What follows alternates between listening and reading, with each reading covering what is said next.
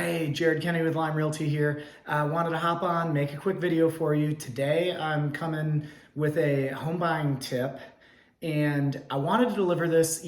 Everything's always market dependent, so you always want to talk to your real estate professional before you kind of go about any tactics. But sometimes we get different things that happen, and especially different offers that come in on our listings and different things, and so I wanted to kind of flip the scenario a little bit so I could give you some buying tips. What made me think about doing this video is I've got a buyer right now that had a house that came on the market about 3 hours ago.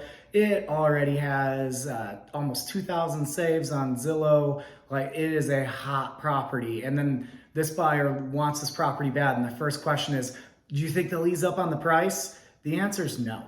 No, not after even a week. No one's really going to ease up on price.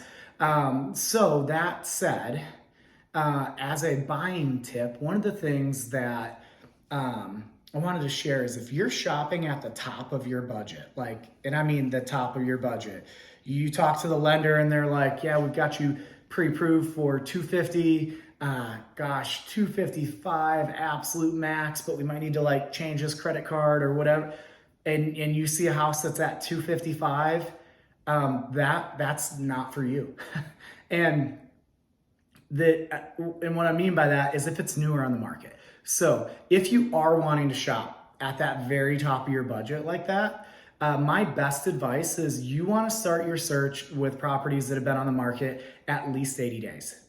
And so when we take that approach, what we want to do is we want to work into the contract for you. And I've got a guarantee that we can talk about. If you want to hear more, definitely drop a comment below. But we'll work to get the seller to cover your closing costs and potentially get you a little bit down on price. It is a interesting phenomenon. Whereas everyone knows if a house has been on the market a while and it's psychologically impacted, you can generally get the seller to come down on price. And yet there are so many sellers out there that take that advice and they say, great, I hear you, but I still want to price high, so I've got room to come down. Those are the people that just, for lack of a better way to put it, that's the worst strategy you could ever use to list a house. So if you're trying to buy and get a really good deal, you need to seek out those sellers which chose to, let's start high so we have room to come down later. And a good realtor will help you identify those properties. So if you're, again, at the very tip top of your budget, let's find those houses, even at the top of your budget, that if they've been on the market a certain amount of time and they have a certain, a little thing in kind of my personal algorithm that shows me, okay, now is the time, they're desperate, we can definitely get our buyers a really good situation. Once they hit that, those are the ones to pounce, because yes, if your budget's 255 and that house is at 255 and they started at 265, even though they should have started at 250 probably, well, now we can get it at 250 where they know they should have started. So we're looking for properties where we know they should have started here and they started up here and now they're almost down to that.